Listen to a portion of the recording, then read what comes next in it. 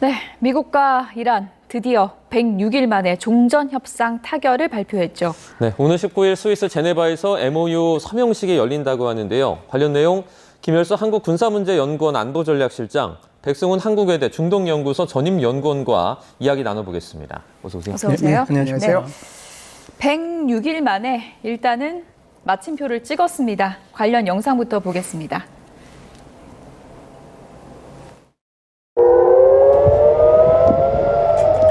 현지 시간 2월 28일 토요일 아침, 이란의 수도 테헤란이 미사일 공격을 받았습니다. This terrorist regime can never have a nuclear weapon. I'll say it again. They can never have a nuclear weapon. We're going to bring them back to the Stone Ages where they belong. The bad news is that we have not reached an agreement.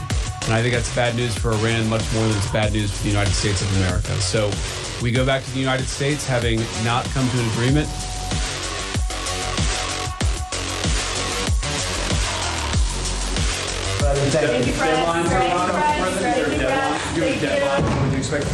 Never a deadline. It'll happen. It'll happen, but never a deadline.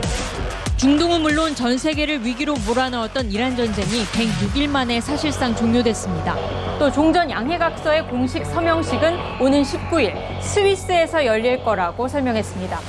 제이디 벤스 미 부통령은 트럼프 미국 대통령이 이 종전 양해각서 서명식에 참석할 가능성도 있다고 밝혔습니다. They will not only not have, they will not purchase, develop in any way, shape, or form a nuclear weapon.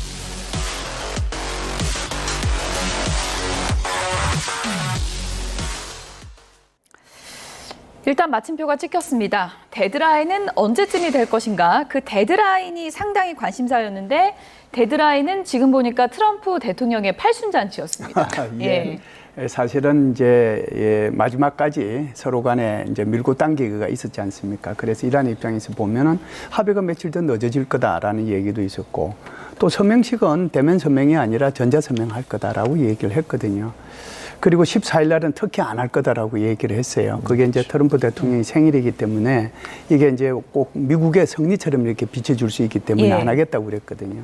근데 사실은 이제 내용보다는 형식상에서 보면 미국이 자기가 원하는 대로 다 된 것 같다는 생각을 해요. 그러니까 일단 뭐 UFC 경기가 시작하기 전에 한 2시간 반 전에 이래 이제 타결이 됐다는 소식이 전해져서. 그러니까 팔순잔치에 맞춰서 속보는 띄워준 거네요. 그렇죠. 팔순잔치에 맞춰서 그게 나온 거고요. 그리고 이제 서명식도 전자서명이 아니고 19일 날 대면 형태로 이렇게 서명을 한다고 그랬기 때문에 사실상 이게 세계적인 이벤트를 만들 수 있는 거거든요. 아마 이런 것을 노렸는데 트럼프 대통령이 원했던 바대로 내용보다는 형식상에서는 일단은 성공했다라고 봅니다. 네. 그동안 이제 미국과 이란 사이에 상당히 다양한 어려움들이 많이 있었잖아요. 이렇게 극적으로 타결된 가장 큰 배경은 좀 뭐라고 보세요? 저는 트럼프 대통령도 더 할 수 없다, 할 수 있는 게 없다라는 게 판단이 섰기 때문에 된 것 같습니다. 그래서 뭐 지금 그 김 교수님께서도 잘 말씀 주셨지만 형식상으로는 트럼프 대통령이 가져간 것처럼 보이지만 내용상에서는 지금 과연 뭘 가져갔을까라고 하는 것들이 지금 계속 이야기가 나올 것 같습니다. 그리고 지금 이번에도 어떻게 보면 이란 입장에서도 지금 최근에 지금 여기 들어오기 전에 이란이 그 자기네들 그에서 공표한 내용을 보면 좀 더 지켜보긴 해야 될 건데 이게 팩트 시트로 해서 푸는 건지 아니면 진짜로 이게 19일 MOU 협상의 조건들로 나와서 그걸 푸는 건지 모르겠지만 뭐라고 나왔냐면 240억을 받기로 돼 있고 3천억 투자 기금을 받기로 돼 있고 그다음에 모든 전선 그러니까 그건 헤즈볼라와 그 레바논 이스라엘 전선도 포함되는 것의 전선에서의 종전이다 이런 얘기를 지금 이란 측에서는 계속 얘기를 하고 있거든요. 그게 이제 MOU에 체결됐다라고 하는데 근데 저는 그걸 보고 과연 트럼프 대통령이 이걸 받을 수가 있을까라고 하는 고민이 될 정도로 이렇게 딱 던져서 19일 날, 근데 이것도 저는 이렇게 보고 있습니다. 이란 입장에서도 이게 어떻게 보면 팩트시트. 그러니까 우리가 안에는 모르겠대요. 최종 안은 우리가 공표가 돼서 알겠지만 그 안은 하는 과정에서 우리가 이런 내용을 다 담았다라고 하는 내용을 이란 국민들한테 공표를 한 건지 아니면 실제 그 안들이 들어가 있는지는 모르겠으나 만약에 거기서 이란이 공표한 안들이 몇 개라도 들어간다면 어떻게 보면 지금 미국 측 내에서도 조금 특히 공화당 측에서는 좀 부글부글 끓을 수도 있는 상황이 벌어질 것 같아서 형식상으로는 트럼프 대통령이 원하는 대로 이렇게 가져갔지만 내용상에서는 과연 그랬을까라는 것은 우리가 조금 더 19일에 본안이 나올 때까지는 좀 지켜봐야 될 것 같습니다. 어쨌든 형식적으로는 본인이 원하는 날을 맞이했습니다. 지금 뭐 백악관 앞마당에서 UFC 경기를 관전하고 있는 트럼프 미국 대통령인데 지금 19일이면 나흘 남았잖아요. 제네바 갈까요, 트럼프 대통령이? 트럼프 대통령이 이제 우리나라 시간으로 15일부터 17일 사이에 프랑스의 에비앙에서 G7 정상회의를 하는데 G7 정상회의에 이번에는 참석한다고 그랬습니다.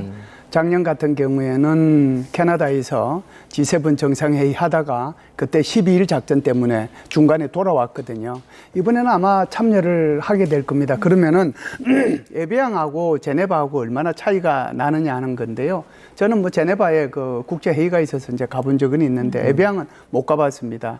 아마 골프 좋아하시는 분들은 에비앙을 너무 잘 알 텐데 차량으로 뭐 한 3, 40분, 4, 50분이면은 도착하는 곳이 그 제네바라고 그러더라고요. 그래서 에비앙에서 끝나고 나면은 그냥 뭐 이렇게 제네바로 갈 수 있거든요. 물론은 이제 17일 날 끝납니다. G7 정상회의는. 그리고 이제 19일 날 서명식을 하도록 돼 있기 때문에 글쎄요. 원래는 이제 벤스 부통령이 가는 게 맞는데 벤스 부통령이 계속해서 트럼프 대통령한테 지금 양보하고 있는 상황이고 또 트럼프 대통령은 이런 결정적인 이벤트를 놓치지 않으려고 하는 그런 분위기 때문에 아마 참석할 가능성도 있지 않겠는가라고 봅니다. 네.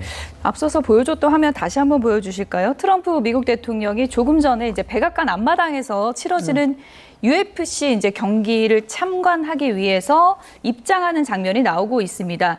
전 세계인들이 상당히 이색적인 장면을 보고 있는 겁니다. 그러니까 백악관에서 UFC 경기장을 이제 계단으로 입장을 해가지고 경기가 한창 펼쳐지고 있는 그런 모습인데요.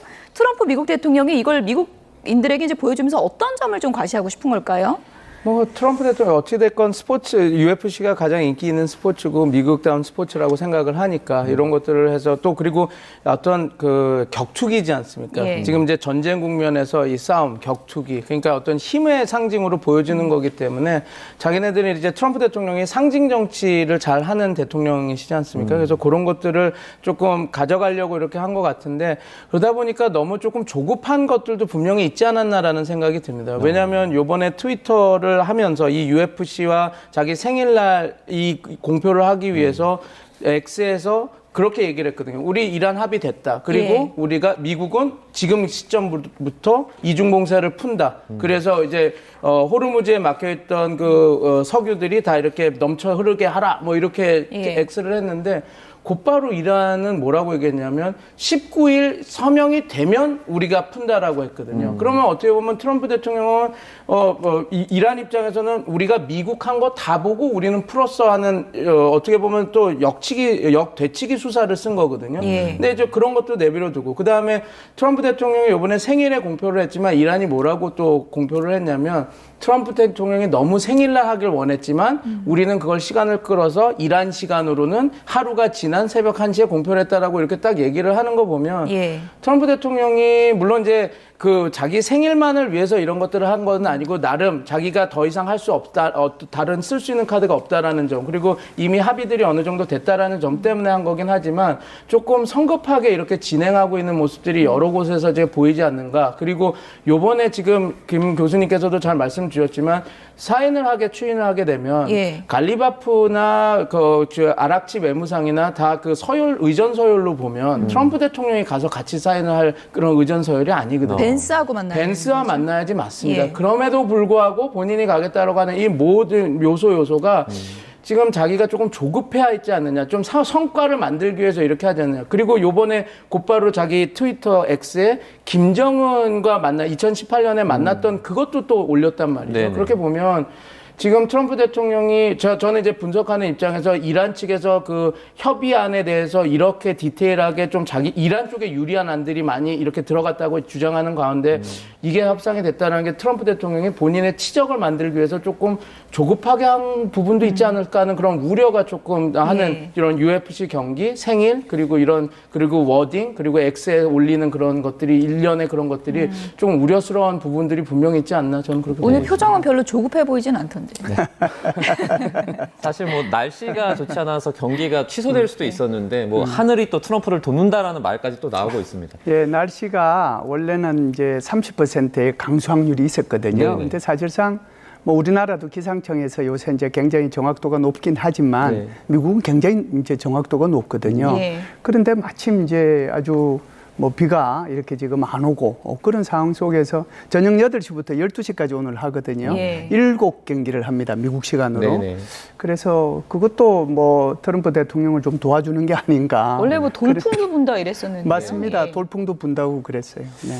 그 지난주에 네. 그 이란의 아파치 헬기가 격출했잖아요, 미국에. 네. 그래서 당시에 트럼프 대통령이 뭐 보복 공습하려고 했을 때도 주변의 여러 국가들이 이제 뭐 입을 모아서 그러지 말라고 이런 식으로 좀 도움을 줬다 그래요. 주변국들의 도움도 좀 많이 컸다고 저희가 볼 수 있겠죠. 당연히 그렇습니다. 지금 어떻게 보면 걸프 국가들도 이란에 대해서 지금 후속 보도들이 나오는데 실질적인 공격을 하고 전투에 참여했다는 거 나오지만 예. 그게 이제 그 걸프 주변 국가들이 가장 큰 이 전쟁으로 해서 피해를 봤거든요. 그 누구보다도 특히 미국의 동맹국인 걸프 그 산유국들이 이 전쟁을 끝내기를 원했기 때문에 트럼프 대통령이 제가 아까 모두에 말씀드린 것처럼 쓸 수 있는 카드가 많지가 않았습니다. 역량은 있으나 공격할 수 있는 역량은 있지만 그 주변 환경들이 다 전쟁을 더 끌 수 있는 상황이 아니었다라는 것이 지금 말씀하신 주변국들도 다 이 전쟁을 좀 멈춰달라고 하고 있는 것들이 이제 트럼프 대통령에게는 운신의 폭이 좀 줄어드는 그런 상황이었다, 환경이었다 보시면 될 것 같습니다. 이번에 이란전을 시작한 거는 이스라엘 네타냐후 총리 때문에 시작이 된 건데 지금 마침표를 찍은 시점에서 보면 중국과 러시아는 도움이 됐다 그러고 네타냐후 총리한테는 판단력도 없다 그러고 어떻게 된 겁니까? 그러니까 네타냐후 예. 총리한테는 좀 섭섭한 게 있죠. 그래서 이제 그 SNS 올린 걸 보면 이게 이스라엘에서 레바논 공격하는 바람에 오히려 협상 타결이 몇 시간 늦어졌다. 뭐 그렇게까지 예. 얘기를 했거든요. 그러니까 이스라엘이 지금 이란하고 미국과의 협상과 전혀 관계없이 오히려 그냥 레바논인 헤즈볼라를 공격하고 있는 상황이고 그러다 보니까 이제 거기서 이제 피해자가 생기고 예. 피해자가 생기니까 이란 입장에서는 저것이 끝나지 않은 이상 나에게 협상 타결했다고 선언 못 해준다고 얘기했단 말이죠.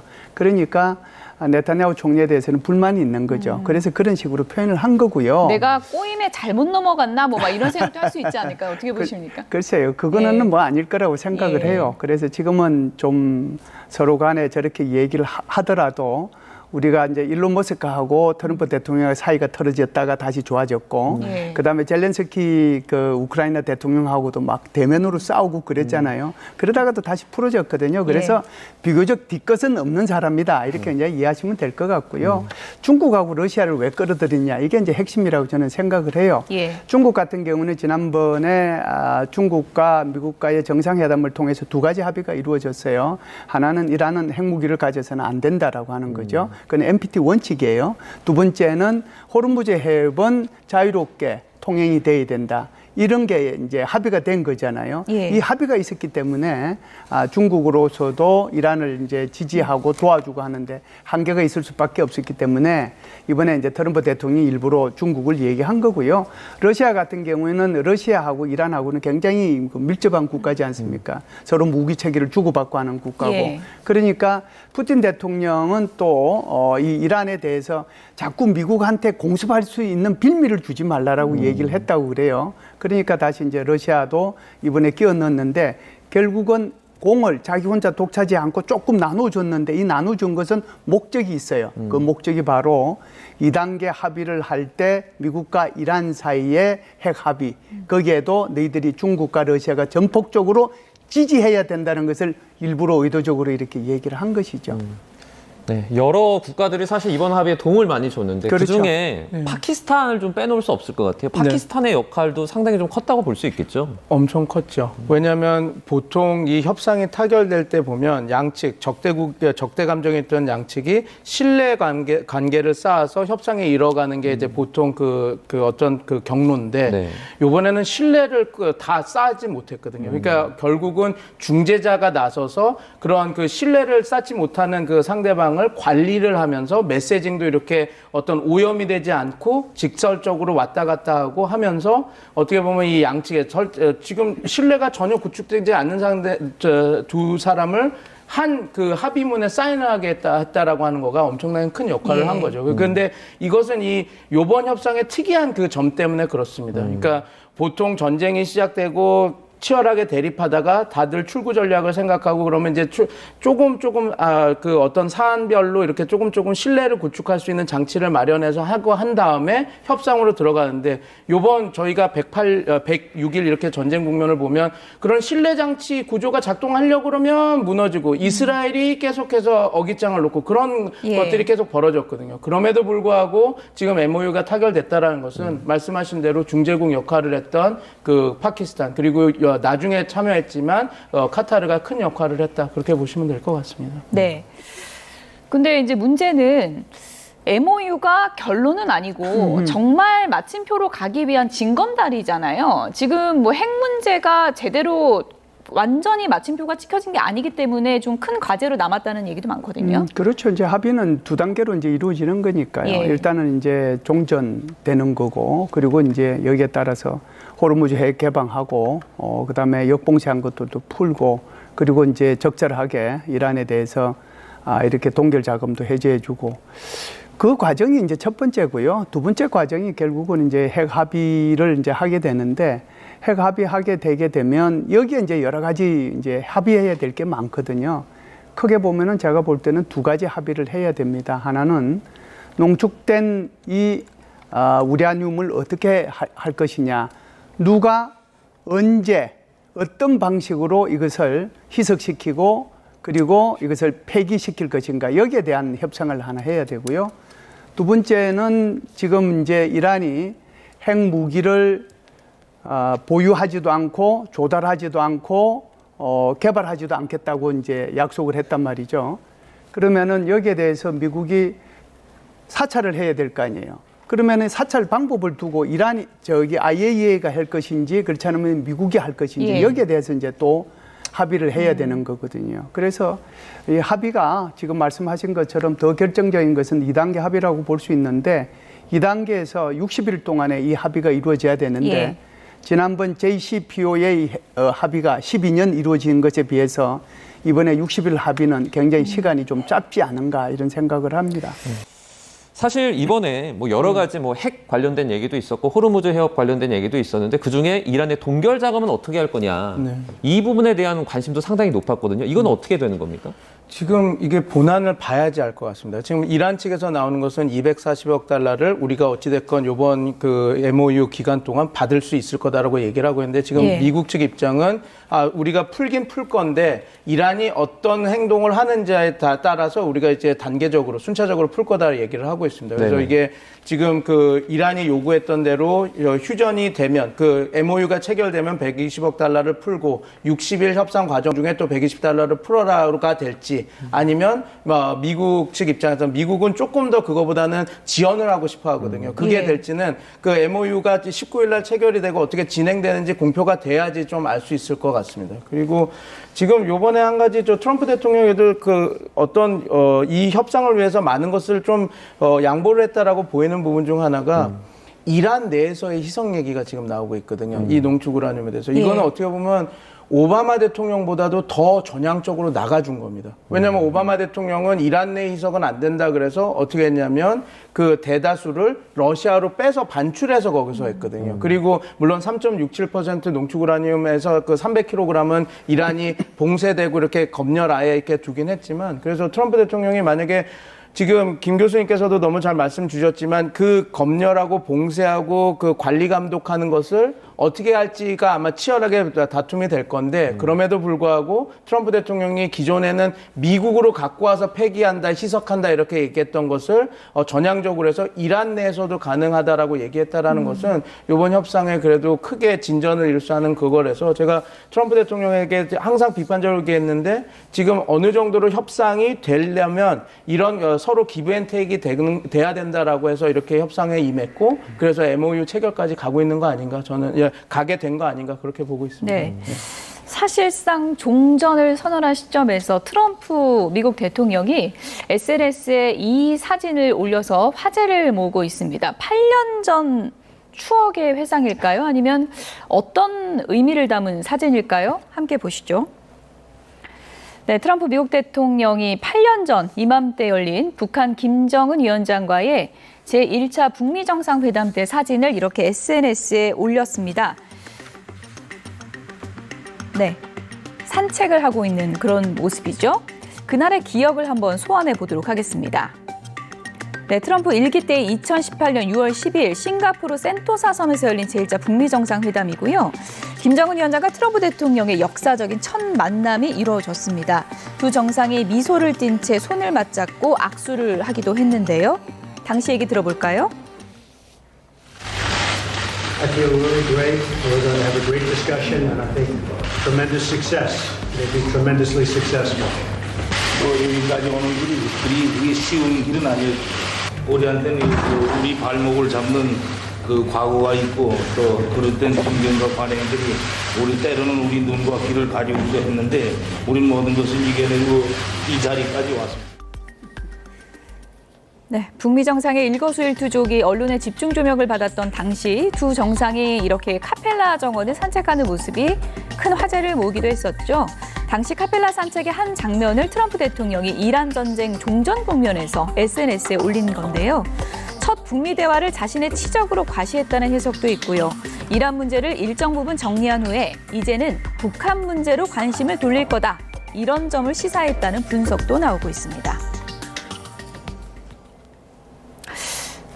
아무 설명 한 줄도 없이 저 사진을 올렸습니다. 김정은 위원장도 좀 당황했을 것 같은데요. 네. 어떤 의미일까요? 글쎄요, 이제 지금 말씀하신 것처럼 저게 이제 긍정적인 것도 있고 부정적인 것도 있다라고 볼 수가 있습니다. 이라크는 옛날에 끝났고 이란은 이번에 끝났으니 악의 축 세 나라 중에서 이제 남은 것은 너 나라 하나다라고 하는 게 하나 있고요. 그러기엔 너무 다정한 사진이에요. 네, 그래서 이제 두 번째는 이제 긍정적인 거죠. 긍정적으로 이제는 이제 이란 문제가 해결이 됐으니까 북한과 한번 협상을 한번 해보자 그런 뜻으로 저걸 올렸다라고 보는데요. 문제는 이제 북한이 제대로 이제 호응을 할 것이냐라고 하는 것이 문제가 돼요. 2016년도, 2017년도에 북한이 엄청나게 많은 장거리 미사일하고 핵실험을 했거든요. 예. 그래서 이제 그때 당시 유엔 안전보장 이사회에서 대북 제재 결의안이 무려 7개 가까이가 6개 가까이가 통과가 됐어요. 그러니까 북한으로부터 들어가는 것, 북한으로부터 나오는 모든 것을 차단한 거였고 그때 당시에는 러시아와 중국이 모두 찬성표를 던졌습니다. 그러니까 2018년도에 김정은의 입장에서는 탈출구를 모셔가는 과정 속에서 미국과의 협상이 굉장히 필요했었어요. 그럼 지금도 그게 필요할까요? 여기에 이제 문제가 있는 거예요. 지금 같은 경우에는 2024년도에 러시아와 신조약을 체결을 했고 그걸 통해 가지고 북한군 파병하고 탄약 보내고 무기체계 보내고 그래서 돈도 많이 벌었어요. 그리고 이제 중국과도 소원한 관계를 유지하고 있다가 작년도 천안문 등장해가지고 거기서 북중 정상회담 이번 6월 달에도 북중 정상회담 두 번에 걸쳐서 북중 정상회담을 함으로써 북한과 중국과의 관계가 완전히 정상화됐거든요. 예. 이제는 자기 자신을 믿어주고 밀어주는 든든한 두 국가가 있는 이런 상황이에요. 그리고 지금 당장 먹고 살기에도 불편한 것이 없고 예. 그런 상황 속에서 미국이 예를 들어서 이제 무슨 뭐 회담을 하자라고 그러면 선뜻 나갈 이유가 없는 거죠. 그 말의 의미는 김정은 스스로가 몸값을 올릴 거라는 거죠. 그러려고 하면은 그 몸값 올리는데 여러 가지가 있을 텐데 그 중에 하나가 이제는 비핵화는 안 된다. 핵군척은 가능할 수도 있다. 이런 것들도 몸값 중에 하나예요. 그 외에도 많이 있긴 해요. 예. 그러면 뭐 비핵화랑 사실 핵군축이랑 네. 어떤 차이가 있는지 요거 설명을 조금 해주시죠. 네, 비핵화라고 하는 것은 완전히 이제 핵무기를 없애는 거죠. 그걸 그냥 쉽게 얘기해서 우리는 비핵화라고 얘기하는 거고요. 물론 이제 핵 개발하는 것도 비핵화에 속하는 겁니다. 핵군축은 지금 가지고 있는 핵 역량 그 역량 속에는 무기도 있을 수 있고요. 핵무기를 만드는 물질도 있었어요. 이걸 이제 줄이는 거죠. 예. 그래서 이걸 이제 상호 똑같이 줄이느냐, 뭐 이렇게 비례적으로 줄이느냐에 있어서 따라서 다르긴 한데 있는 것은 인정한 상태에서 줄이는 거니까요. 그래서 이제 비핵화하고 핵군축이 다릅니다. 네, 트럼프 대통령이 뭐 자화자찬을 했습니다. 이전에 미국의 지도자들이 하지 못했던 평화를 내가 이번에 이룬 것이다라고 했는데 내가 북한의 김정은 위원장과도 저렇게 일개 집권 때 산책도 하던 사이고 이런 자신의 치적을 좀 과시하는 부분도 있는 것 같거든요. 네, 맞습니다. 지금 김 교수님께서도 잠깐 언급해 주셨지만 지금 그 부시 행정부 때 처음 나왔던 악의 축 국가 3개 중에 뭐 사담 후세인은 먼저 이렇게 그 부시 대통령 때 축출이 됐고 지금 그 하메네이와 그 이란의 핵 이게 해결이 돼서 요번에 북한 핵도 내가 한번 건드려 보겠다라는 걸 지금 그 X에 올린 거거든요. 그러니까 어떻게 보면 역대 미국 대통령이 하지 못했던 그 악의 축 그 두 정상을 내가 해결하겠다 그런 것들이 이제 보여지는 거거든요. 그래서 제가 지금 너무 지금 조급함이 드러나지 않나 제가 그렇게 얘기를 드리는 겁니다. 아직도 이란도 해결이 다 안 됐는데 북한 얘기를 꺼내면서 생일날 자꾸 자기 치적을 나는 이런 대통령이라고 하는 그런 그 외피에만 너무 집중한다라는 것이죠. 그리고 너무 잘 말씀 주셨지만 지금 2018년의 상황과 지금의 북한 상황은 전혀 다릅니다.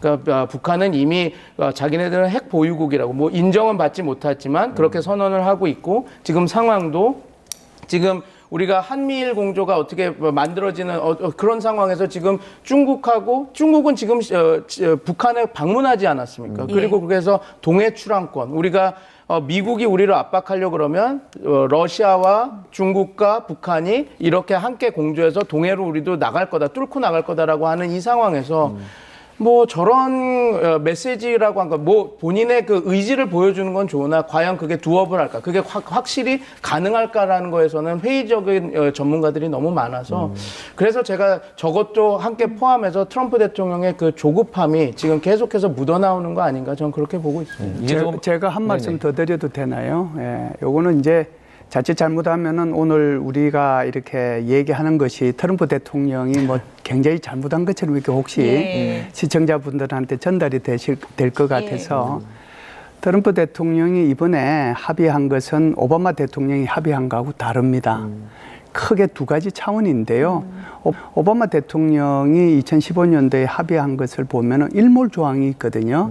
그러니까 이제 원심 분리기 숫자도 정해놓고 그다음에 3.67%라고 하는 농축의 그 퍼센테이지도 정해져 있는데 이게 10년, 15년 지나면 없어지도록 돼 있어요. 그러면은 이제 퍼센테이지도 더 늘어나고 원심 분리기 숫자도 더 늘어나겠죠. 그러면은 결국은 이것이 이란이 핵무기 국가로 가는 로드맵을 만들어준데 합의한 거다라고 트럼프 대통령이 비판해 온 거예요. 그런데 이번 합의는요. 그게 아니고 이거 자체를 없애는 거예요. 그래서 개발도 못하고 조달도 못하고 보유도 못하도록 요게 이제 명시가 됐기 때문에 트럼프 대통령이 SNS에 올린 글을 보면 이란의 핵무기를 저지하기 위한 완전한 차단벽을 세웠다라고 얘기를 하는 거예요. 그러니까 이게 그때하고 다르다라고 하는 거고요. 두 번째는 그때 당시에는 예를 들어서 이제 합의를 하자마자 미국하고 유럽연합에서 이란에 가했던 제재 두 개를 풀어줍니다. 하나는 금융 제재고 하나는 석유에 대한 제재였어요. 이거 풀어줬어요. 그런데 이번에는 안 그럽니다. 그래서 아까 우리 교수님 말씀하셨지만은 반은 이렇게 주더라도 나머지는 행동 대 행동 계획에 따라서 주도록 돼 있어요. 그렇기 때문에 이란이 제대로 행동하면 그만큼 풀어주고 또 행동하면 풀어주고 그렇기 때문에 트럼프 대통령이 이번에 합의한 것이 다 이렇게 잘못된 거다 이렇게만 볼 수는 없고 굉장히 옛날에 비해서는 진전된 부분도 많이 있다. 이것을 같이 좀 알아주셨으면 좋겠습니다. 김열수 실장님께서 훈훈한 마무리를 해주셨습니다. 오늘이 트럼프 미국 대통령의 생일이기도 하니까요. 두 분하고 뭐 100일 넘게 지금 이란 사태 얘기를 해왔는데 정말 트럼프 대통령 생일에 저희가 종전 얘기를 하게 될지 몰랐는데 어쨌든 MOU 19일에 무사히 서명식까지 좀 이뤄졌으면 하는 바람입니다. 지금까지 김열수 한국군사문제연구원 안보전략실장, 백승훈 한국외대 중동연구소 전임연구원 두 분이었습니다. 고맙습니다. 고맙습니다. 예. 각이 살아있는 시사평론, 시사정각 시작하겠습니다. 오늘은 두 분을 모셨는데요. 서용주 맥 정치사회연구소장, 윤희석 전 국민의힘 대변인 나오셨습니다. 어서 오세요. 네. 이재명 대통령이 지금 유럽 순방 중인데요. 마음은 여의도에 있는 것 같습니다. 긴 장문의 글을 올렸는데요. 어떤 글인지 그래픽으로 보시죠. 소개를 좀 해드릴게요. 네, 이상 없는 현실주의자는 기회주의자가 되고 현실 없는 이상주의자는 무능한 선동가다. 자신의 행위가 초래할 결과에 대한 무한한 책임감이 신념, 윤리보다 중요하다라면서요. 막스 베버가 주문한 3가지 정치인 자질을 소개하기도 했습니다. 사익이 아닌 대의에 대한 열정, 자신의 행위가 초래할 결과에 대한 무한한 책임감, 그리고 마지막은 현실과 이상 간의 균형 감각. 네, 이렇게 적었습니다. 뭐 다 좋은 말인데 총 글자 수를 채보면 1,500자라 그래요. 보통 1,500자 쓰면은 이건 작심하고 쓴 거죠? 어떻게 보십니까? 1,500자 정도면 A4 용지로 한 장 반 정도 되거든요. 그럼 이걸 SNS에 올리셨다면 정말 느끼신 게 많아서 하고 싶으신 말씀을 다 하고 싶었던 상황이 아니냐. 그것도 한국이 아닌 외국에 나가서 순방 일정 중에 저렇게 쓰신 거를 보면 예. 여러 가지 생각하신 부분이 많다. 결국은 이제 여당 내부의 문제에 대해서 대통령께서 걱정하시는 게 아니냐 이렇게 봐야 되겠죠. 특히나 그 글의 내용을 보면 어떤 큰 일을 함에 있어서의 자세들을 많이 강조하시는 거 아니겠습니까? 예. 이제 대의를 강조하고 뭐 책임을 강조하고 이 얘기는 국정 최고 책임자로서 국정을 이끌어감에 있어서 같이 뒷받침해줘야 될 여당이 과연 대통령이 가고자 하는 길에 힘을 실어주고 있느냐. 그것이 과연 책임 정치해야 되는 여당의 입장을 반영하는 것이냐. 여기에 대한 본인의 생각을 말씀하신 것 같아서 돌아오시게 되면 또 어떤 말씀을 하실지 그게 더 궁금해지는 오늘 저 SNS 글이었습니다. 말을 조심스럽게 하셨지만 뭐 특정인을 겨냥한 거라고 보십니까? 제가 조심스럽게 하려고 한 건 아니고 예. 결국은 정청래 대표인데요. 예. 정청래 대표가 대통령이 한국을 떠나시면서 부탁하시는 어떠한 것을 제대로 하지 않고 네. 계속적으로 정치적으로 분란을 일으킬 만한 말씀을 하시기 때문에 대통령께서 현지에서 또 한 번 더 말씀하셨다 이렇게 봐야 될 것 같습니다. 예. 네. 뭐 막스 베버의 이론을 설명하려고 네. 쓴 글은 아닐 테고요. 그렇습니다. 윤희석 대변인 해석에 동의하십니까?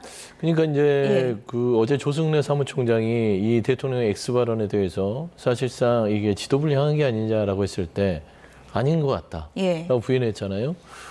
저는 좀 스스로 그 지도부가 우리한테 얘기하는 것 같다라는 걸 자임하는 것 같아요.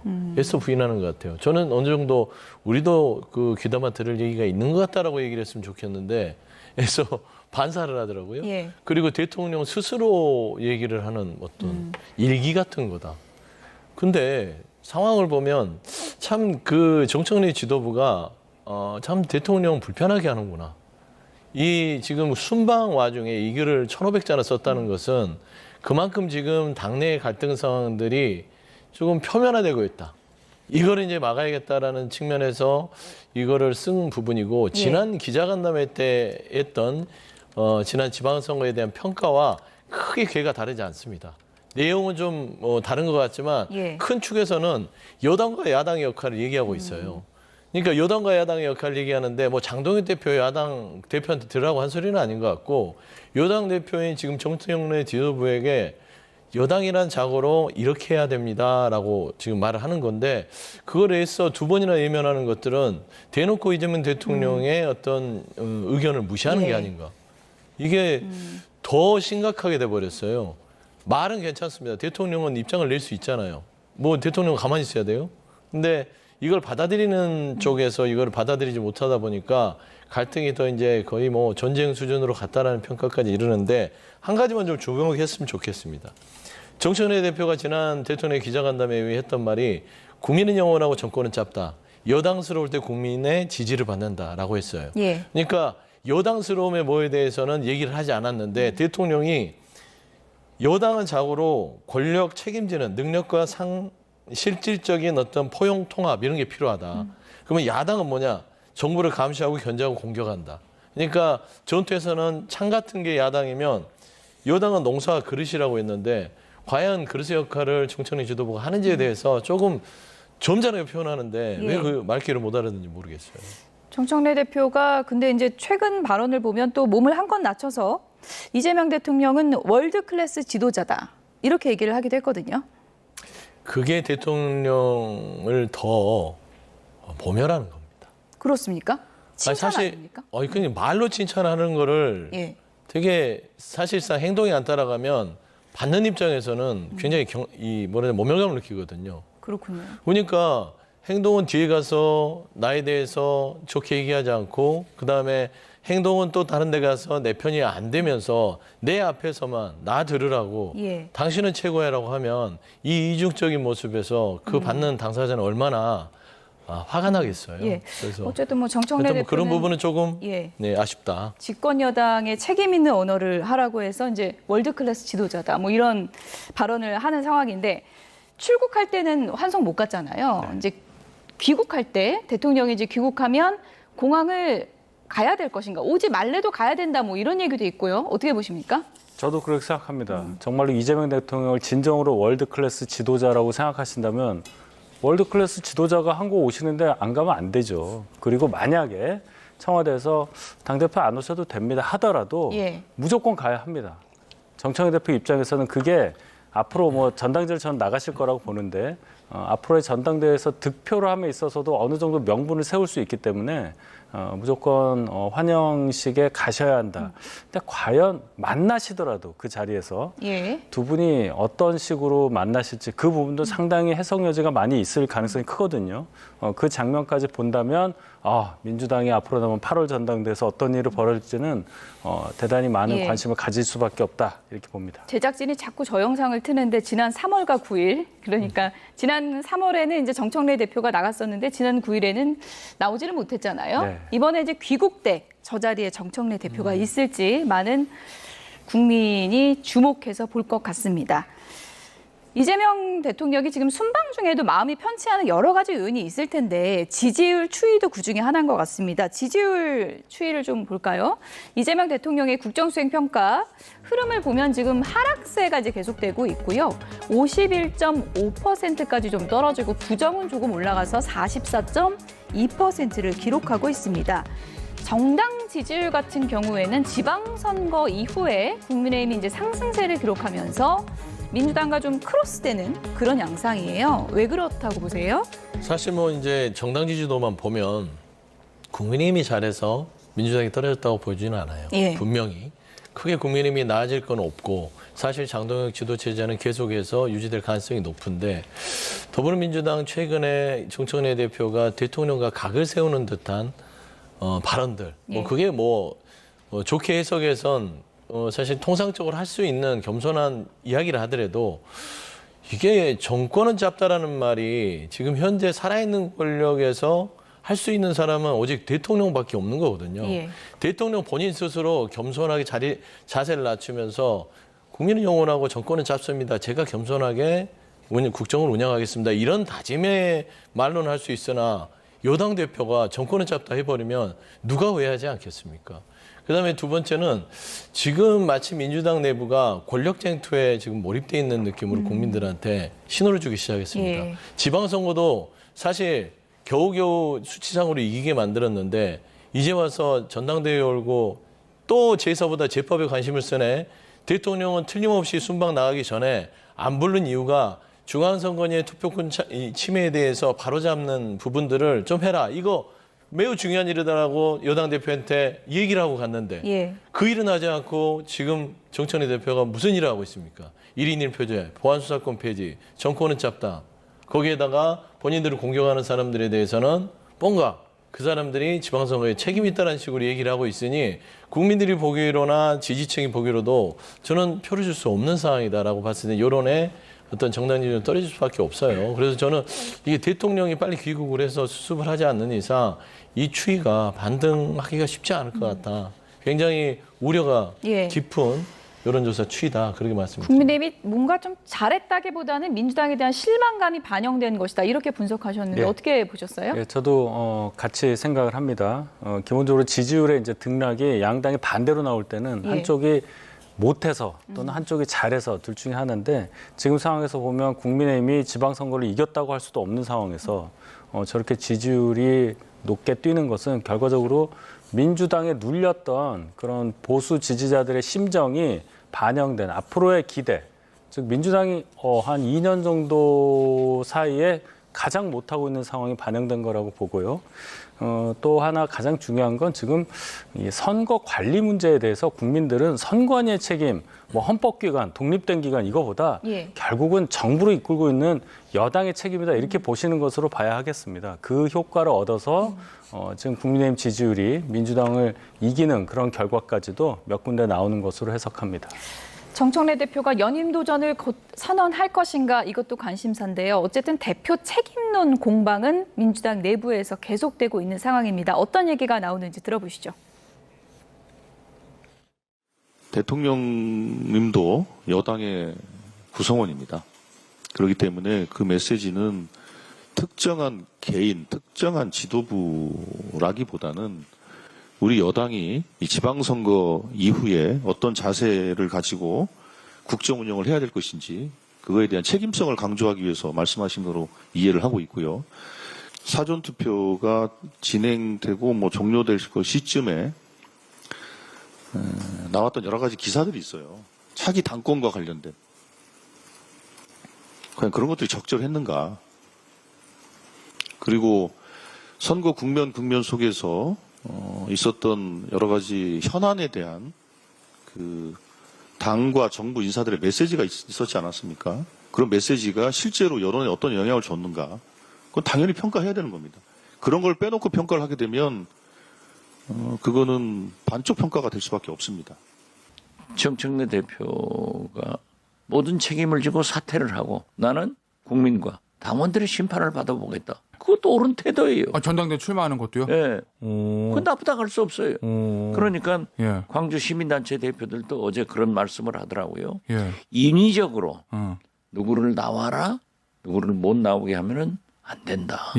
그러면 또 대통령께 화살이 간다. 70%에 가깝던 이재명 대통령의 지지도가 부정평가, 데드크로스를 넘었어요. 그리고 민주당도 20여 프로 차이 있던 것이 어떤 여론조사에 보면은 오차 범위 내에서 뒤지는 것도 있어요. 여기에 대한 책임을 누가 져요? 당대표가 져야죠. 네, 조승래 사무총장, 물론 여러 가지 요인이 있겠지만 김민석 총리를 직격하기도 했습니다. 지금 뭐 선거 중에 전대 출마 언급한 거는 그거는 우리 패인 중에 하나 아니냐, 그건 잘한 거냐 이렇게 반박했거든요. 근데 김민석 총리하고 지방선거 무슨 관계죠? 라고 묻고 싶어요. 그러니까 지방선거를 가장 관리 감독하고 그 중심에서의 전략을 짰던 곳은 당 지도부잖아요. 공천도 지도부가 있잖아요. 김민석 총리가 뭘 했어요? 총리 하마평 올리는 거 정치 고관청 아니면 별로 관심도 없고 그게 뭔지도 모릅니다. 저격한 이유는 있겠죠. 이유는 사실상 조승래 사무총장이 정청래 대표의 총대를 매준 거예요. 그리고 나서 이제는 이재명 대통령과 실력 행사를 같이 하겠다. 저는 정청래, 조승래 이 두 지금 지도부가 이재명 대통령의 국정 운영에 나름대로 어떤 헤게모니 싸움에 뛰어들었다고 봅니다. 통상 이걸 좀 쉬운 말로 대통령하고도 전쟁을 불사하겠다. 이건 다른 문제가 아니에요. 견해의 다름이 아니라 옳고 그름의 문제이고 사실상 이거는 굉장히 민주당의 문제이기도 하지만 대한민국 국정에 있어서 옳고 그름의 문제로 봤을 땐 대통령이 옳고 정청래 지도부가 틀렸어요. 만약에 본인들이 여기서 대통령을 꺾어요. 그러면 대한민국에 무슨 이득이 있습니까?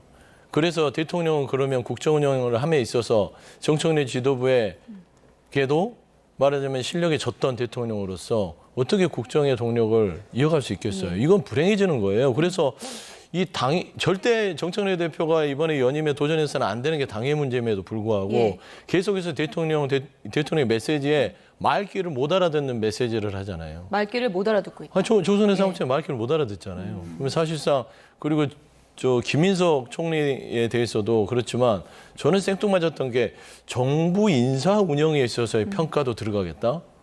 인사권이 대통령 고유 권한이에요. 총리를 계속 하든지 그만두게 하든지 그것도 대통령의 인사권인데 그거를 왜 당에서 당무를 하는데 평가 기준으로 넣습니까? 이런 월권행위가 어디 있어요. 그래서 저는 이런 상황들의 인식 구조들이 지금 상당히 민주당의 지지도도 지지도지만 향후의 국정 운영에 엄청난 타격을 주고 있다. 좀 제발 좀 제자리를 찾았으면 좋겠다 싶습니다. 대통령 귀국 후에 이런 문제들이 좀 어떻게 수습이 될지 봐야 되겠고요. 국민의힘 사정도 크게 다르지 않습니다. 국민의힘 최고위에서 오늘은 좀비라는 단어까지 나왔습니다. 들어보시죠. 리더는 책임지는 사람입니다. 당 지도부의 역할은 결과를 책임지는 데 있습니다. 이에 저는 지도부 총사퇴를 제안합니다. 지금 우리 국민의힘 지도부는 좀비 지도부로 불립니다. 저는 그 이유가 우리에게 대한민국의 미래와 보수 정당의 내일을 이끌 분명한 철학과 비전, 노선이 보이지 않기 때문이라고 생각합니다. 오늘 아침에 발표된 리얼미터 여론조사 결과를 보셨을 것입니다. 당 지지율이 내려갈 때는 장동혁의 책임이고 올라갈 때는 장동혁과 관계없는 것이라고 계속해서 말씀해 오셨기 때문에 선거에서 이긴 곳은 장동혁이 없어서 이겼고 선거에서 진 곳은 장동혁이 있어서 졌다고 계속 말씀하시기 때문에. 네, 대표 면전에서 좀비다. 굉장히 강도 높은 비판 아닙니까? 그렇죠. 자리에 있으나 기능을 못하고 있다는 얘기를 그렇게 말씀하신 건데 참 부끄러운 일입니다. 하나의 지도부 안에서 물론 각각의 선거를 통해서 선출된 어떤 면에서 보면은 각각이 당을 대표한다고 볼 수도 있는 최고위원 회의에서 공개적으로 저런 얘기가 벌써 이제 2번째 나온 거 아니겠어요? 장 대표도 심기가 당연히 불편하겠죠. 저렇게 반응하실 수도 있는데 제가 들어보니까 마지막 말씀 본인이 안 간 곳은 이기고 간 곳은 졌다. 상황을 객관적으로 잘 알고 계시다고 생각합니다. 왜 같은 지도부 안에서 저런 얘기들이 자꾸 나오느냐에 대해서 먼저 생각을 하셔야지 몇몇의 여론조사 결과를 가지고 당 지지율이 좋으니까 왜 내가 내려가야 되느냐 하는 자세는 결코 옳지 않다고 생각합니다. 저희 당은 지금 당내에서 이제 분란이 있는 것 자체가 당의 노선에 대한 투쟁이라고 생각을 해요. 여당과는 다릅니다. 여당은 도대체 뭐 때문에 싸우는지 잘 모르겠어요. 그냥 태생에 따라서 그룹이 서로 다르기 때문에 누가 먼저냐를 가지고 싸우는 걸로 보이는데 저희는 그거보다 조금 더 차원이 조금 더 높은 그런 지금 투쟁을 하고 있다. 그래서 이 의미는 당이 앞으로 어떠한 뭐 지지율이나 이 등락 이런 것에 연연하지 않고 정말로 보수 정치 제대로 할 수 있는 지도부를 탄생시킬 거냐. 지금 이 지도부대로 안 되니까 어떤 식으로든 당의 방향을 바른 쪽으로 정립해서 가자. 이 의견이 조금씩 나오고 있다는 것. 그것도 지도부 내부에서 벌써 2명째 나오고 있다는 것. 여기에 의미를 두고 이제 2분만 더 저런 의견에 찬성을 하신다면 당 지도부가 존속하기 어려운데 과연 남은 3분 중에 2분이 어떤 식으로 또 결론을 낼지 그것도 관심 사항이라고 생각합니다. 그래픽으로 정리를 해드리겠습니다. 지금 윤희석 대변인이 2명만 더 입장을 바꾸면 된다라고 하셨는데 그래픽 보시면 지금 이 선출직 5명 중에 4명이 사퇴하면 비대위로 가게 됩니다. 그러니까 자동적으로 대표가 이제 물러나게 되는 건데 오른쪽부터 보면 우재준 최고위원이야 뭐 이제 친한계고 지도부 사퇴해야 된다라고 분명한 입장을 밝혔고 양양자 최고위원은 오늘 이제 좀비다 이런 얘기까지 하면서 본인의 입장을 분명히 밝혔습니다. 그런데 이제 그 다음부터 입장이 좀 애매한 거잖아요. 네. 김재원 최고위원하고 신동욱 최고위원은 지금 어느 정도의 그 입장입니까? 제가 알기로는 신동욱 최고위원은 곧 있을 의총에서 모아진 의사에 따라 본인이 의사를 밝히겠다. 그러니까 의총에서 나온 결정 사항에 따르겠다는 의사를 밝힌 것으로 알고 있습니다. 그렇다면 의총에서 의원들이 장동혁 지도부의 존속에 대해서 반대한다고 하면 신동욱 의원도 거기 따른다고 했으니 3명 정도가 그러면 장동혁 지도부 존속을 안 된다는 의견에 찬성을 한다고 볼 수가 있겠죠. 의총 결과에 따라서는. 이제 김재원 의원인데요. 김재원 의원은 지금 의원이 아니시고 또 독자적인 모습을 중간에 많이 보이셨는데 제가 볼 때는 김재원 최고위원도 직업이 최고위원이라고 할 만큼 4번이나 최고위원이 된 그런 어떤 정무적 감각을 생각을 한다면 상황에 따라서는 장동혁 지도부와 결을 달리할 가능성도 많다 이런 관측도 있습니다.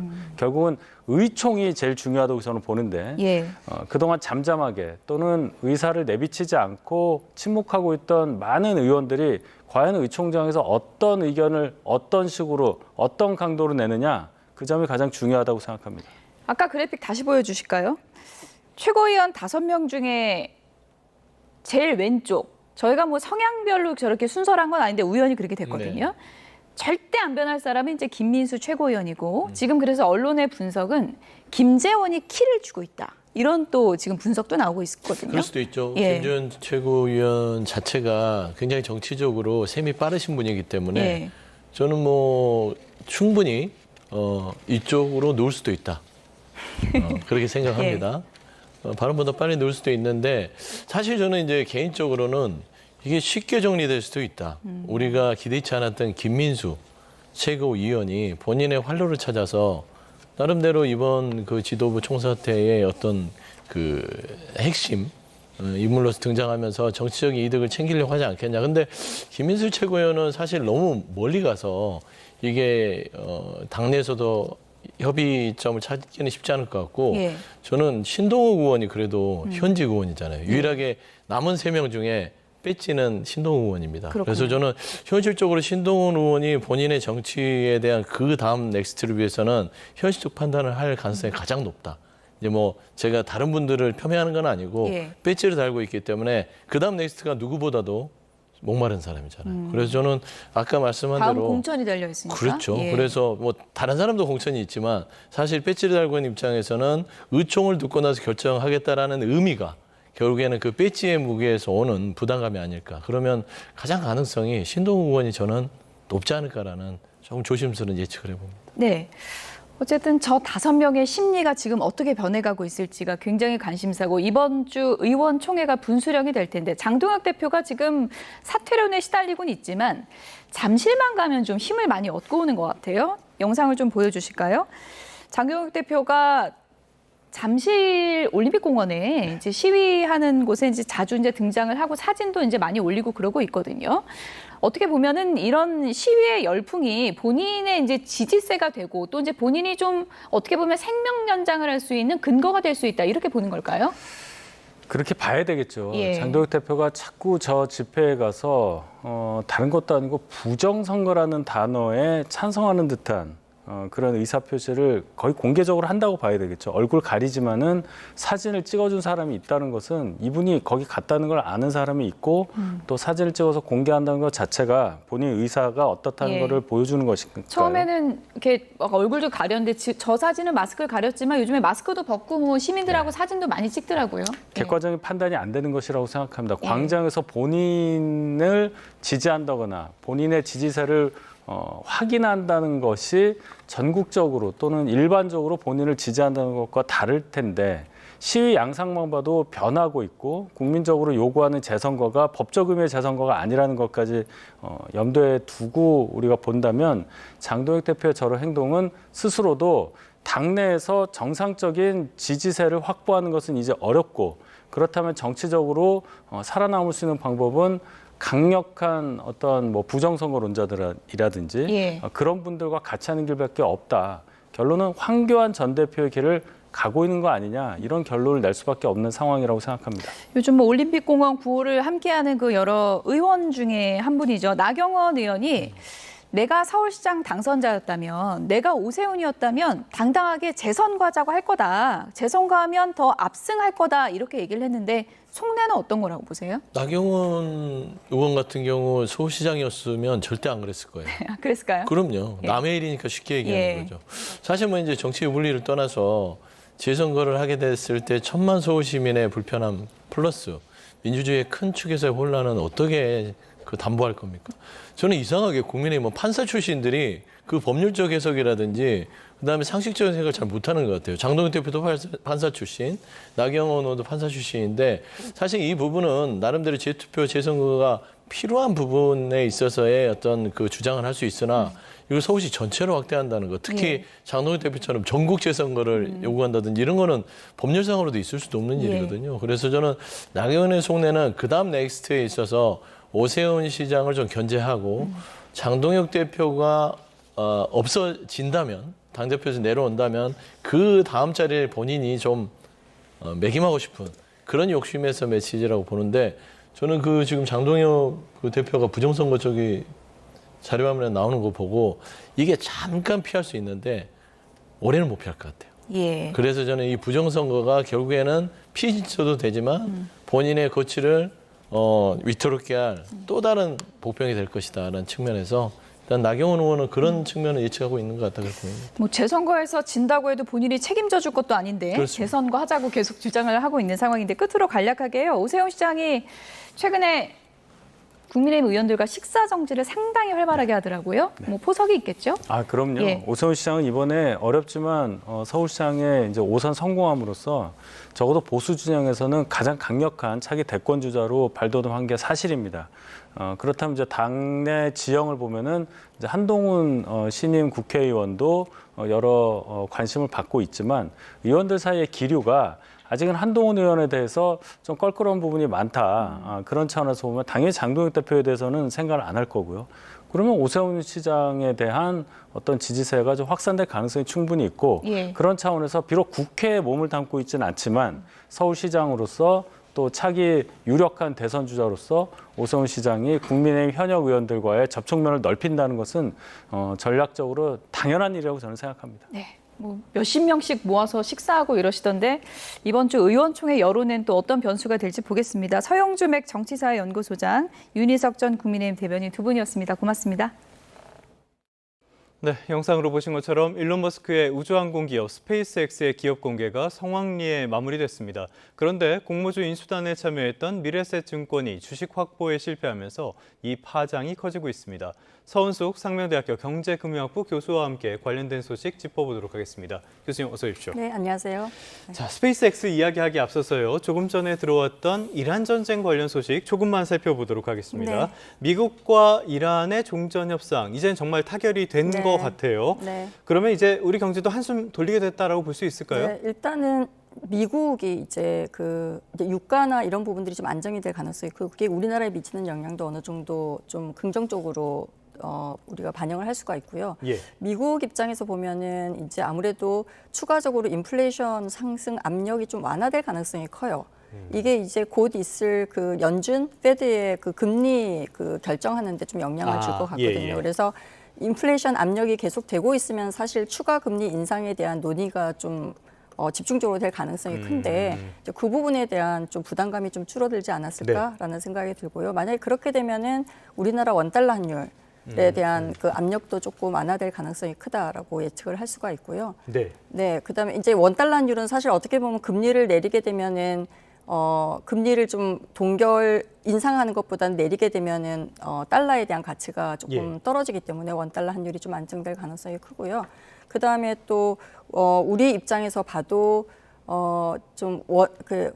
유가나 이런 부분들에 대한 영향이 좀 반영될 가능성이 크다라고 아까 말씀을 드렸고요. 네. 주식 시장에도 아무래도 좀 안전자산 위주로 좀 집중되던 투자가 특히 이제 달러에 대한 수요가 굉장히 컸었잖아요. 네. 그래서 전쟁 동안에 달러에 대한 가치가 굉장히 높았었는데 이러한 안전자산 위주의 투자가 조금 감소할 가능성이 크다. 근데 그것도 이제 어떻게 보면 달러에 대한 강세를 좀 완화시키는 데 영향을 줄 수 있다라고 얘기를 할 수가 있을 것 같아요.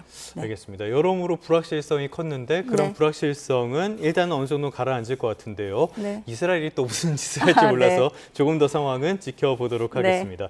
자, 이제부터는 스페이스X에 대한 이야기 본격적으로 나눠보도록 하겠는데 일론 머스크의 스페이스X 나스닥 상장 첫날에 19%가 넘게 올랐더라고요. 네. 일단은 성공적으로 시장에 올라선 것 같아요. 네, 그 상장은 성공했다라고 우리가 평가를 할 수가 있고요. 이제 보시는 분들이 스페이스X를 잘 아시기도 하지만 이제 스페이스X는 정확하게 뭐냐면 일론 머스크가 2002년에 설립한 우리 민간 우주 기업이죠. 그죠? 그래서 이게 사실은 공모가가 주당 거의 135달러, 약 5억 5,560만 주로 공모 규모가 약 하나로 109조 원 정도였어요. 이게 굉장히 큰 규모잖아요. 근데 이게 이제 어떻게 보면 글로벌 IPO 역사상 최대 규모 중 하나였거든요. 그래서 첫날 19%가 이제 상승을 해서 160.95달러로 마감을 했거든요. 그러니까 단숨에 세계의 시가총액 6위 기업으로 올라갔다라고 봐야 되겠죠. 네. 그래서 어떻게 보면은 이게 초과 수요, 그러니까 공모주에 대한 초과 수요가 발생을 하면서 이제 배분하는 문제도 또 발생을 좀 했다라고 봐야 되거든요. 배분 문제 말씀을 해주셨는데요. 네. 우리나라의 이 과정에서 국내 인수단으로 참여했던 게 미래에셋 증권입니다. 그런데 미래에셋 증권이 한 주도 받지 못했어요. 네. 이것도 어떻게 된 상황입니까? 이게 이제 사실은 사전에 이게 우리가 보면은 주관사들이 있어요. IPO를 전체적으로 주관하는 메인 주관사가 골드만삭스였고요. 예. 그다음에 뭐 또 보조하는 그러한 그 주관사들이 있었고, 그다음에 글로벌 지역별로 인수단이 참여한 이러한 그 인수단 규모였거든요. 이제 미래에셋도 거기에 참여를 했고, 그러니까 처음에 당초에 약 231만 4,815주, 그러니까 하나로 보면 약 4,751억 원 규모 정도를 사전 물량으로 배정을 받았어요. 그리고 이제 다른 인수단들도 비슷하게 이제 배정을 받은 것으로 이제 우리가 알려져 있다라고 되어 있거든요. 예. 근데 이제 글로벌 IB가 한 10곳 정도가 그 같이 우리 그 미래에셋하고 동등한 규모로 배정을 받기로 되어 있었지만, 주관사 골드만삭스가 개장 직전에 미래에셋에 한 주도 주지 않고 영주 배정을 일방 통보를 했어요. 네. 그러니까 사실상 전량 삭감이 된 거죠. 이제 반면에 이제 일본 미즈호 증권 같은 경우는 약 22억 달러 규모의 물량을 좀 확보를 했습니다. 그러다 보니까 사실 미래에셋은 이게 이제 사전에 배정될 걸로 예상을 하고 6월 5일과 6월 8일에 두 차례 청약을 완판했어요. 네. 이제 전문 투자자들, 우리 기관 투자자들이라고 얘기를 하거든요. 일반 투자자들은 아니었고, 여기에 이제 완판, 그러니까 공모주 자체를 완판했는데, 이게 지금 이제 다시 무산이 돼버린 거죠. 그리고 이제 한투 운용 같은 경우에도 이게 포함되는 공모주 가격이 포함되는 우주 기업 관련한 ETF를 지금 네네. 만들었는데, 그거로 이제 발행을 했단 말이에요. 근데 그 공모주 가격으로 공모주가 배정이 되지 않았기 때문에 들어가지 못하잖아요. 예, 그리고 네. 이제 시장 가격이죠. 160불 가까이 되는 시장 가격으로 반영을 할 수밖에 없는 그러한 상황이 발생을 했습니다.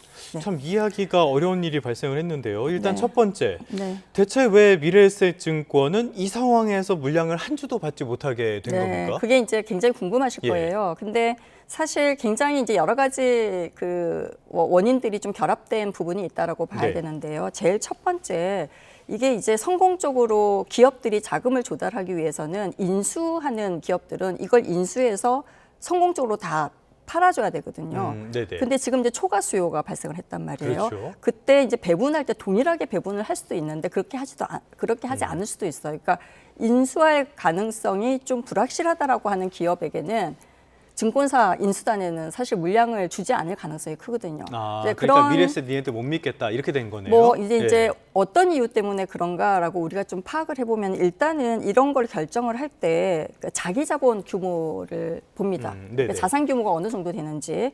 근데 미래에셋 자기 자본은 약 10조 원이에요. 네. 근데 우리 골드만삭스가 한 160조 원 정도가 그 규모가 되거든요. 근데 우리는 못 받고 왜 일본인 미즈호는 받았냐라고. 근데 일본의 미즈호는 자기 자본 규모가 약 100조 원이에요. 그러니까 저희가 자기 자본 규모가 굉장히 작죠.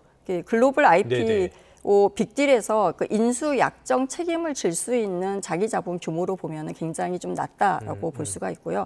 자본력이 적으면 의미 있는 물량 확보가 좀 구조적으로 어렵습니다. 네, 두 번째는 결국은 글로벌 네트워크와 트랙 레코드가 좀 부족했다라는 게 이제 이유 중에 하나거든요. 이제 골드만삭스는 어떻게 보면은 굉장히 이제 빅 그 IB잖아요. 그러니까 여기랑 굉장히 오랫동안 누적적으로 뭐 예를 들면 미즈호 같은 일본 미즈호 같은 경우에는 굉장히 오랫동안 그 해외 IB의 그 딜을 굉장히 많이 했습니다. 단골 고객이죠.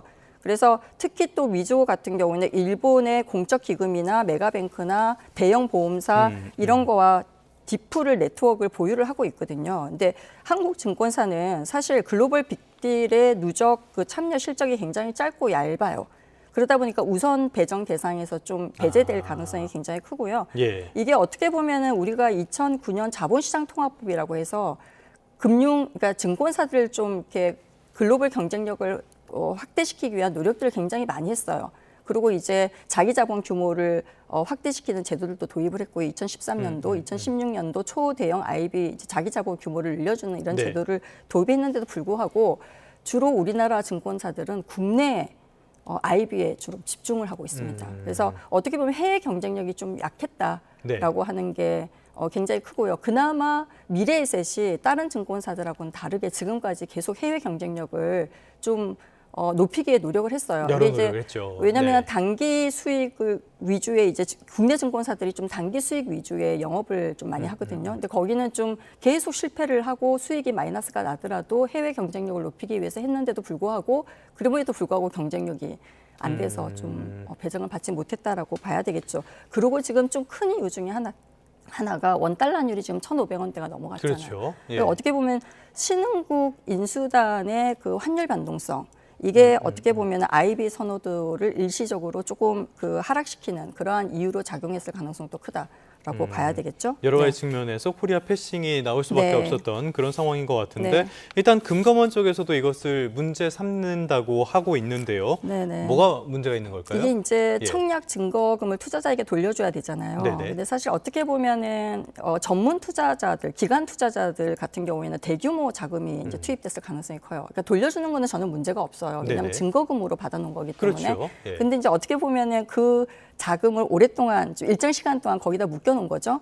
그 말은 무슨 뜻이냐면은 그 기회비용을 굉장히 크게 잃은 거죠. 다른 데 투자했으면 오히려 얻을 수 있는 수익을 네네. 좀 감소시킨 거고. 네. 두 번째는 한투에서 판매한 ETF예요. 네. 고객들 입장에서는 이제 정확하게 우리는 공모주 가격으로 이게 배정이 될 거라고 생각하고 이 상품을 샀는데 허위 광고가 되는 거네요. 네, 잘못하면 예. 허위 광고가 될 가능성이 크기 때문에 제가 보기에는 가장 큰 부분은 글로벌 IP 배정 불확실성을 사전에 공지했는지 여부가 굉장히 클 것 같고요. 불안전 판매네요, 그거는. 그렇죠. 예. 이제 공지 자체가 좀 불확실하게 된 거죠, 그죠? 그래서 이번 사례를 계기로 아마 해외 공모주 청약 시에 배정 불확실성을 네. 고지하는 의무가 좀 강화될 가능성이 크다라고 봐야 될 것 같습니다.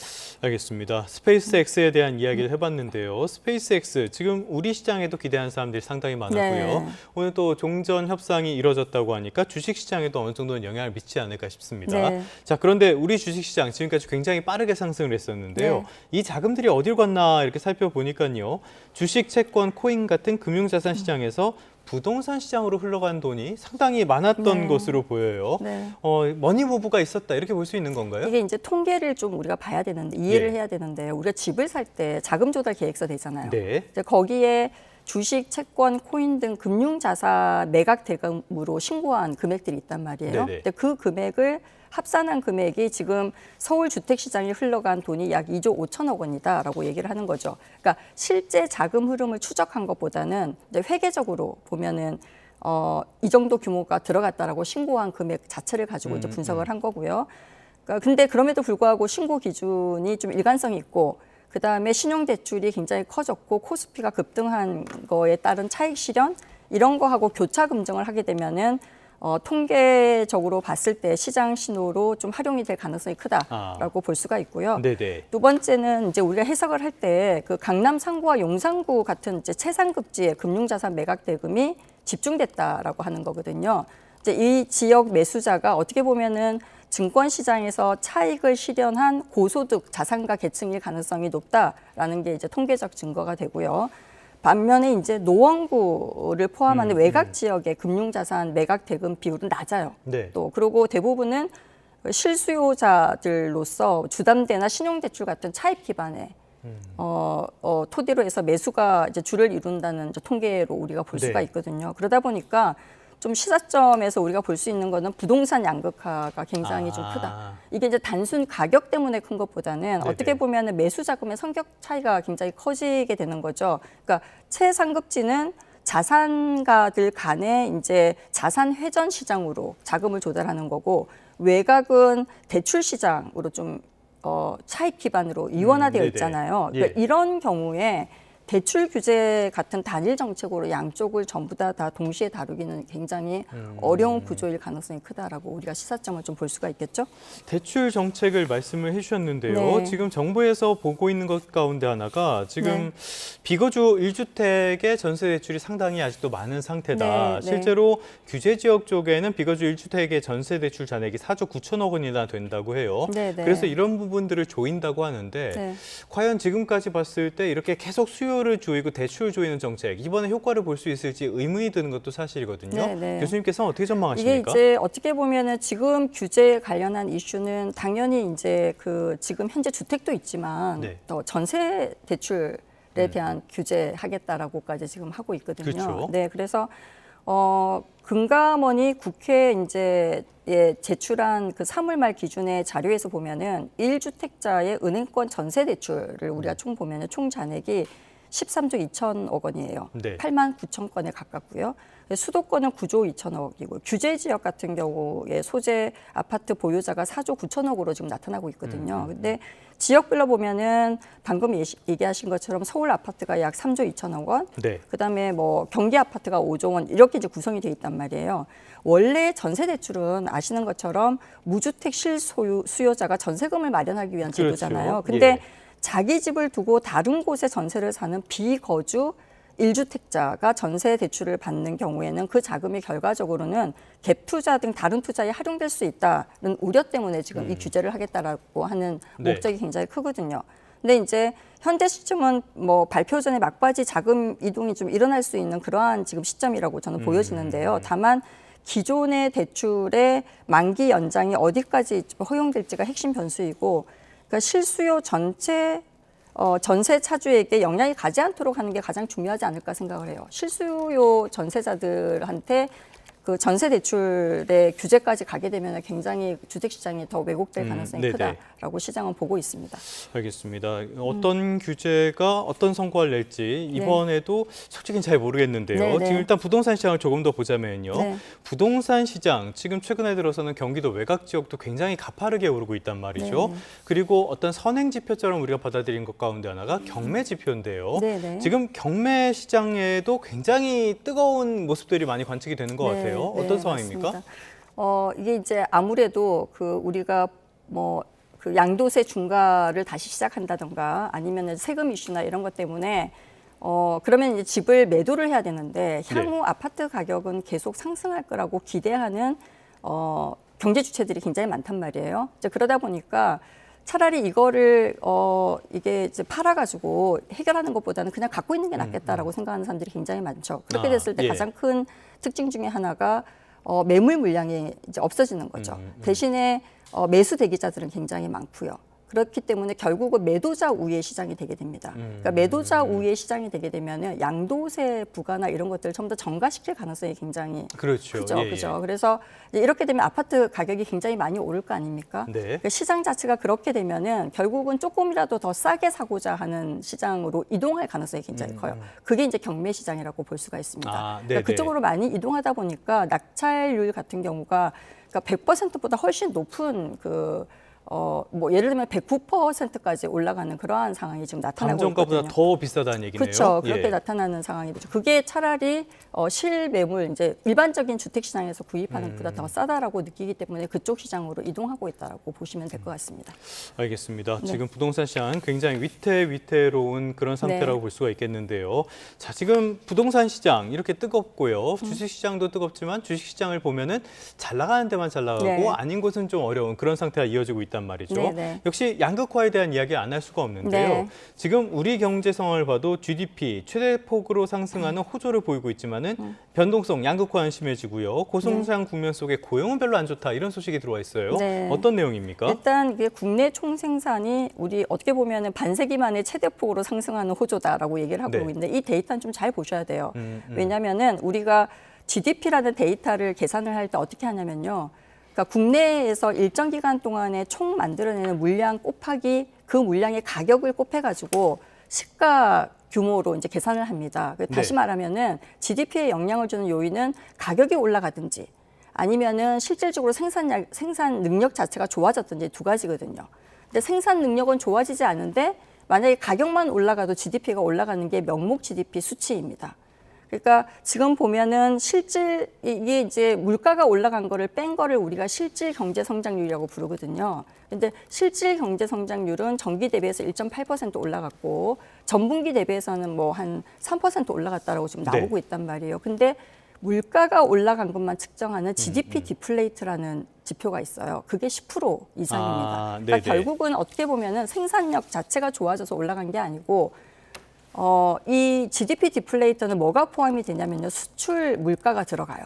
다시 말하면 반도체나 디램이나 랜드나 이런 것들이 수출이 지금 늘어났잖아요. 근데 이거의 가격도 같이 늘어났단 말이에요. 근데 그게 P 곱하기 Q로 곱해지면은 그 부분이 굉장히 크게 늘어나는 거거든요. 네. 근데 결국은 반도체 호황으로 인해 가지고 수출 물가가 올라가면서 그게 결국은 명목 GDP를 올렸다라고 보여지는 거거든요. 그래서 예전에 우리가 성장률이 굉장히 좋았을 때는 생산력 자체가 좋아서 말 그대로 정말 네. 경제가 좋아서 그렇게 된 거거든요. 이제 그러다 보니까 결국은 어떤 문제가 생기냐면은 고성장 국면이라고 데이터는 보여지지만 고용은 굉장히 저조할 수밖에 없다. 왜냐하면은 반도체가 굉장히 좋아졌는데 이게 고용에 미치는 영향은 굉장히 한계거든요. 한 2, 3%밖에 안 된다라고 알려져 있어요. 그러다 보니까 다른 부분은 굉장히 안 좋잖아요. 그죠? 그래서 고용은 굉장히 저조하자라고 지금 나오고 있고. 네. 그리고 이제 증시 올라갔지만 등락이 지금 변동성이 굉장히 큰 상황이고 환율하고 물가가 같이 오르고 있잖아요. 그렇죠. 그래서 취약계층에도 굉장히 부담이 많이 커지는 상황이거든요. 그래서 경제가 반도체 부분으로 인해서 미치는 파급 효과가 전반적으로 나타나고 있지는 않다라고 우리가 해석을 할 수가 있습니다. 알겠습니다. 네. 우리 경제 상황 겉으로는 좋아 보이지만은 속으로는 약간 불안한 점도 많이 보이는 것 같습니다. 네. 지금까지 서은숙 상명대학교 경제금융학부 교수와 함께했습니다. 오늘 말씀 고맙습니다. 네, 감사합니다. 미국과 이란의 전격적인 종전 합의를 두고 전쟁의 또 다른 당사자인 이스라엘에서는 불만이 나오고 있습니다. 트럼프 대통령과의 친분을 내세웠던 네타냐후 이스라엘 총리는 최대의 정치적인 위기를 맞았습니다. 김태형 기자입니다. 이스라엘 언론들은 종전 소식을 나쁜 합의라고 전했습니다. 가장 큰 불만은 이스라엘이 전쟁 내내 요구했던 핵심 목표가 합의 안에서 쏙 빠졌다는 점입니다. 미국은 이란의 핵폭이라는 명분은 챙겼습니다. 하지만 정작 이스라엘 턱밑을 겨누는 탄도미사일 문제와 헤즈볼라, 하마스 등 대리 세력에 대한 지원 중단 요구는 외면했습니다. 이스라엘 입장에서는 이란의 손발을 자르지 못한 채 전쟁을 끝내게 된 셈입니다.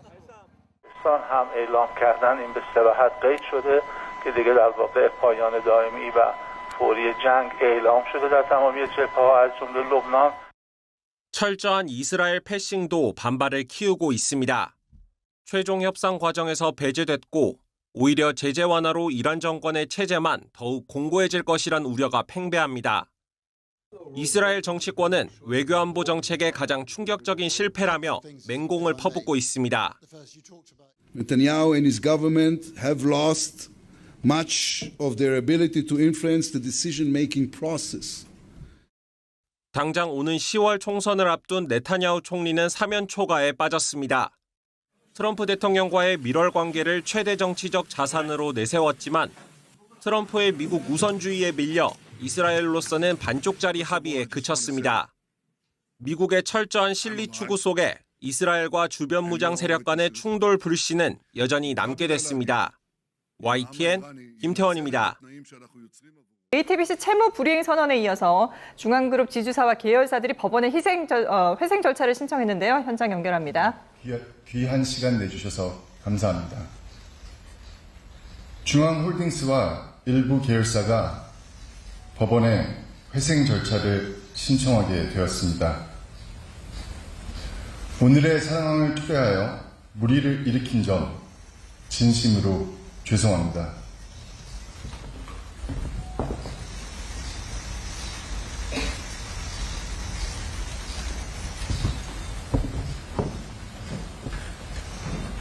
회사는 그동안 경영 안정을 위해 최선을 다했으나 대외 경제 여건 악화와 신용등급 하락으로 인한 작은 병색 등 여러 가지 이유로 오늘의 불가피한 선택을 하지 않을 수 없게 되었습니다. 이에 JTBC, 메가박스, 콘텐츠리 중앙의 수많은 채권자와 주주 등 이해 관계자 여러분께 다시 한번 진심으로 사죄의 말씀을 드립니다. 여러분들의 피해 회복을 최우선 과제로 삼고 끝까지 최선을 다하겠습니다.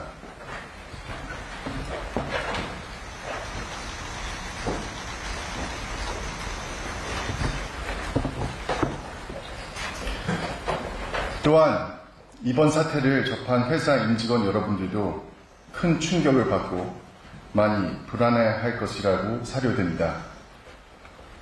빠른 정상화를 위해 필요한 모든 수단을 강구할 것이며 고용 안정 등의 각고의 노력을 기울이겠습니다. 저는 오늘의 회생 신청을 방송이라는 국가적 자산을 보존하고 거래기업, 임직원 모두가 다시 안정감을 갖게 하기 위한 새로운 시작으로 만들고 싶습니다.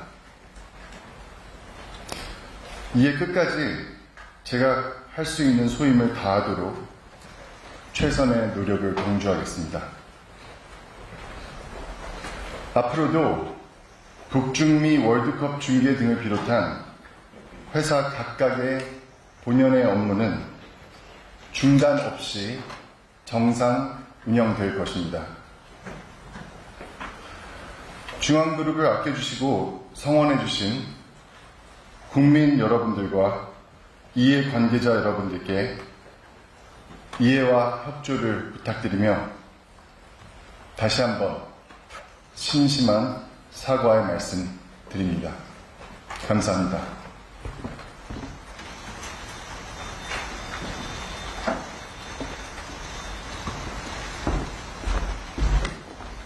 네, 홍정도 중앙그룹 부회장의 기자회견 내용 들어보셨습니다. 상암동 중앙일보 빌딩에서 이뤄졌는데요. JTBC가 채무 불이행을 선언한 지 이틀 만에 JTBC를 포함해서 중앙그룹 계열사들이 법원에 기업 회생 절차를 신청했습니다. 예. 자, 회사 측은 경영 정상화 또 사업 지속을 위해서 신청했다고 밝혔고요. 더 앞서 JTBC는 지난 12일에 206억 원 규모의 유동화 차입금을 만기까지 갚지 못해서 채무 불이행을 선언한 바가 있습니다. 예. 금융감독원 전자공시 시스템에 따르면 중앙그룹 지주사 그리고 JTBC, 콘텐트리 중앙 등 주요 계열사 4곳이 서울회생법원에 회생 절차 개시를 신청했다고 하는데 이와 관련해서 홍정도 부회장이 사과를 하면서 고개를 숙이기도 했습니다. 네, 홍정도 부회장 오늘 상황을 초래해 물의를 일으킨 점 진심으로 죄송하다 이렇게 밝혔고요. 대외 경제 여건 악화 등으로 인한 불가피한 선택이었다라고 해명을 하기도 했습니다. 예. 그리고 피해 회복을 최우선 과제로 삼고 끝까지 최선을 다하겠다라는 입장을 밝혔습니다. 임직원들에 대해서도 상당히 이제 빠른 정상화를 위해서 모든 수단을 강구할 것이다라고 안심을 시키기도 했는데요. 그리고 관련해서 현재 월드컵 중계 등 본연의 업무는 중단 없이 운영하겠다라는 입장도 밝혔습니다. 관련 내용 추가로 들어오면 다시 정리해드리겠습니다. 네.